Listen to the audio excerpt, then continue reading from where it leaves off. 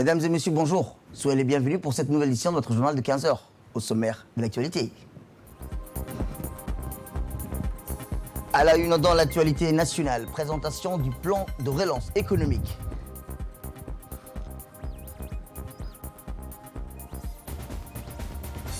Et enfin, dans l'actualité internationale, plutôt, le Conseil de sécurité de l'ONU adopte une résolution sur l'aide transfrontalière à la Syrie. C'était les titres. Merci si vous nous rejoignez. Les membres de la Commission des finances, de l'économie générale et du plan de l'Assemblée nationale ont continué l'examen sous la présidence du député Sharmak Moussa Arreh et du projet de loi de finances numéro 89 de la 8e législature relatif au budget rectificatif de l'État pour l'exercice 2020. Lors de cette assise, en deux temps, le gouvernement était représenté par le ministre du budget, Abdelkarim Al-Cher, accompagné pour l'occasion des hauts responsables au dit département. Après avoir eu une réunion inaugurale jeudi dernier axée sur le revue de la discussion des nouveautés des changements contenus par les projets, la réunion d'aujourd'hui comportait les auditions des ministres suivants, à savoir la ministre Ousmane Aden, du ministre des Affaires sociales, M. Mohamed Warsama Diriye, ministre de la Santé, M. Moumen Ahmed Cheikh, ministre de l'Intérieur, Dr Nabil Mohamed Ahmed, ministre de l'Enseignement supérieur, M. Mustafa Mohamed Mahmoud, ministre de l'Éducation nationale, de la formation professionnelle, après avoir passé en revue les ressources, moyens et disponibles nécessaires aux actions et stratégies publiques exécutées dans le cadre des attributions des différents ministères, des voies et moyens de consolidation ou de raffermissement de l'économie nationale, ainsi que de la préservation plutôt de la création de l'emploi. La commission des finances soulignant que le respect louable observé par le département du budget vis-à-vis du calendrier constitutionnel du dépôt de la LFR de la première fois depuis l'avènement de la loi fondamentale de 1992 a entériné favorablement.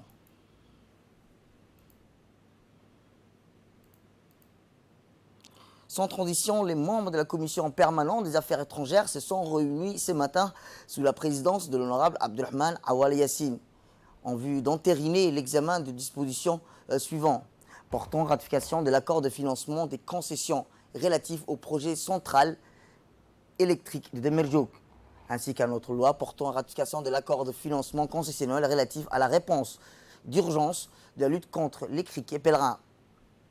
L'assise de la commission s'est déroulée dans un premier temps en présence du ministre de l'Énergie, chargé des ressources naturelles, M. Younis Ali Guidi, accompagné de ses principaux collaborateurs, au ministère et auprès de l'établissement rattaché à la fois à l'électricité de Djibouti. Pour le second agenda inhérent de la lutte anticridienne, la commission permanente s'est réunie avec le ministre de l'Agriculture, de l'eau et de la pêche, de l'élevage et des ressources halieutiques, M. Mohamed Ahmed Awale, et de hauts responsables du département, les membres de la commission économique.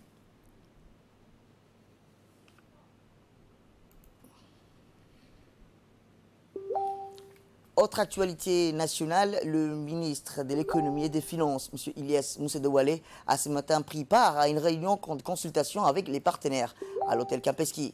Cette réunion portait sur la présentation de la feuille de route du pacte national solidaire de développement, une présentation du plan ici inclusion, connectivité et constitution de l'impact Covid-19 sur les perspectives de croissance de Djibouti. Un grand plan de relance économique afin d'atténuer les conséquences de la crise du Covid-19 et de construire un avenir durable. À la suite de la pandémie du Covid-19, le gouvernement a élaboré un plan pour faire face à cette crise sans précédent qui a des effets considérables sur chaque aspect de la société.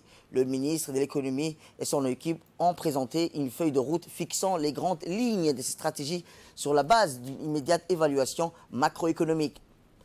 Ce plan vise aussi à garantir que les 20 dernières années d'efforts qui ont conduit à des progrès significatifs ne soient pas remises en cause par la crise actuelle et élaborer des stratégies en fonction des besoins et des priorités de tous les citoyens.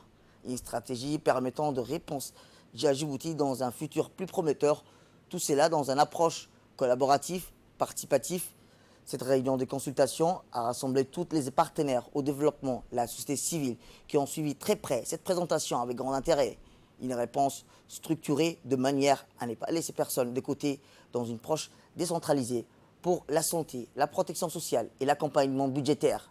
Un comité national pour la planification de relance sera immédiatement mis en place par le gouvernement. À la fin, une série d'échanges, de questions-réponses s'est ouverte, portant sur plusieurs volets, notamment sur la santé, le capital humain, l'éducation, l'entrepreneuriat. Le ministre de l'économie a répondu avec aisance toutes les questions de grand intérêt pour les partenaires au développement et la société civile. De son Excellence le Président, avec l'aide de tout le reste du gouvernement, civil, militaire, tout le monde s'est mis vraiment ensemble. Et là, il faut vraiment saluer cet effort. Il faut aussi saluer le courage que vous avez, Excellence, d'avoir tous ces gens autour de la table, et je suis sûr, plus encore, qui feront partie de cette réflexion pour ensemble aller au-delà de ce que c'est la réalité.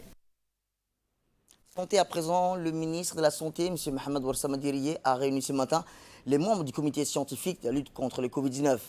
Il s'agit pour le ministre de la Santé d'évaluer l'ensemble des dispositifs de surveillance et des contrôles épidémiologiques qui sont mis en place au niveau de toutes les postes d'entrée du pays, conformément à la décision de réouverture des frontières terrestres. Il s'agit du ministre afin que la réunion a également vu la participation du secrétaire général de la Santé, Dr Salah Benoît Tourab, et du conseiller du président de la République en domaine de la santé, Dr Abdillahi.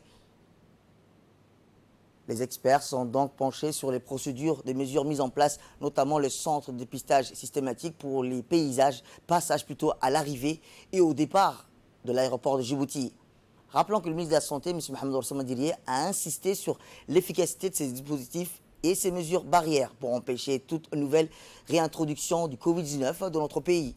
Toutes les procédures de surveillance et dispositifs de contrôle joueront un rôle de barrage hermétique pour éliminer tout risque d'importation de nouveaux cas.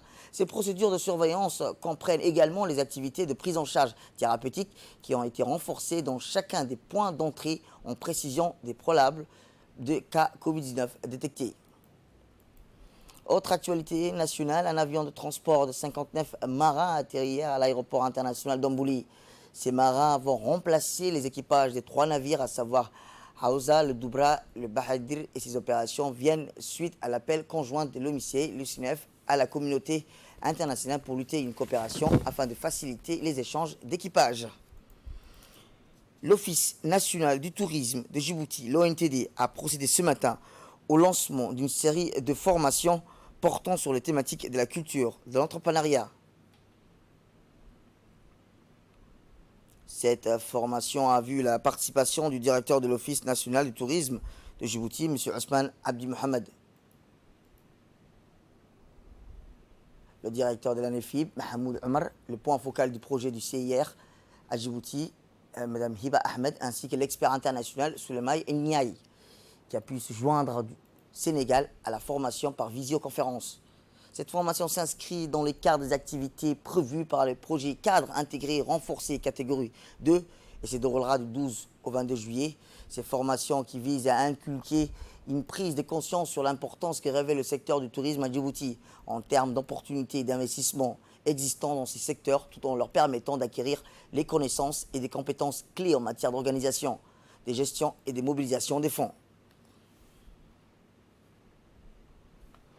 Et un puissant secteur de croissance économique et qui, par la même occasion, occupe une position transversale dans l'économie nationale, capable d'offrir aux couches les plus vulnérables des perspectives d'épanouissement social ainsi que de nombreuses opportunités d'emploi. C'est d'ailleurs, au vu de toutes ces possibilités, que le gouvernement a fait de l'industrie touristique un acte prioritaire de sa politique et que pour notre part, nous continuons sans relâche à renforcer le capital humain en prodiguant à tous les acteurs du secteur tourisme des formations adéquates à leur milieu de travail.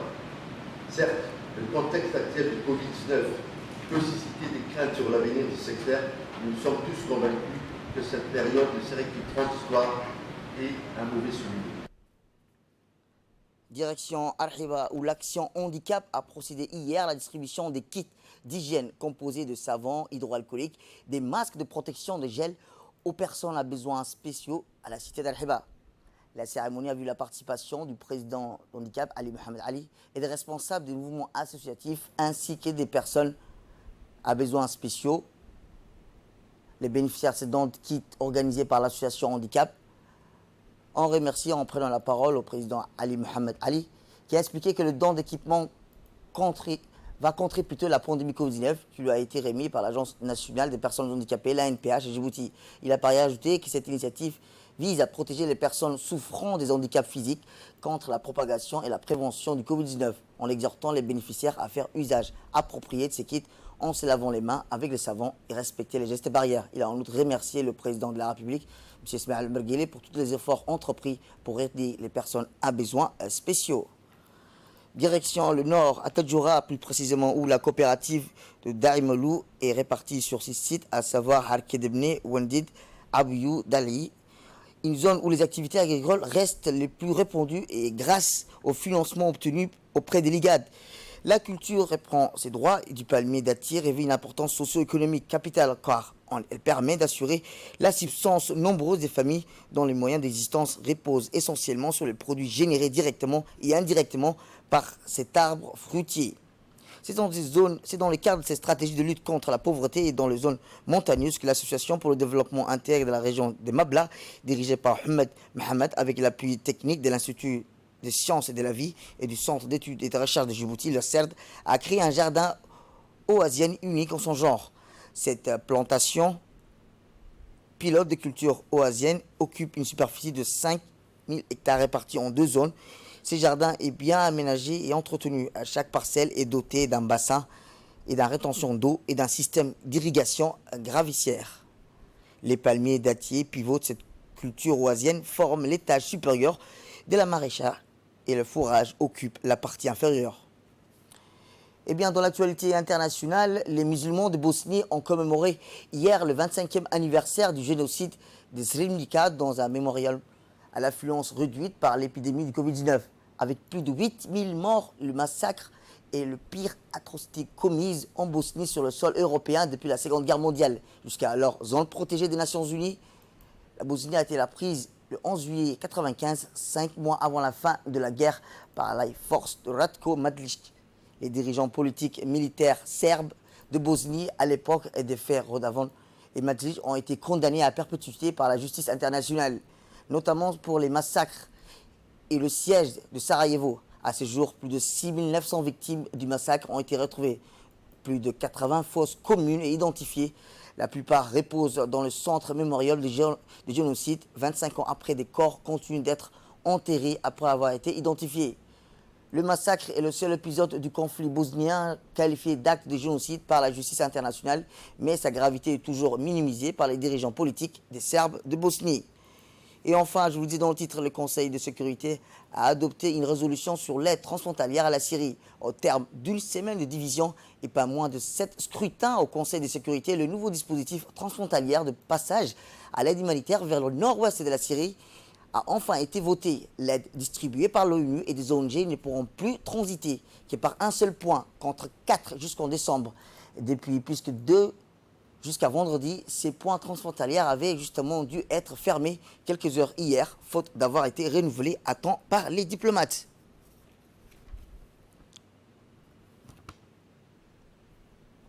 C'est tout pour cette édition. Merci à vous de nous avoir suivis. Restez avec nous, place sur nos programmes télévisés.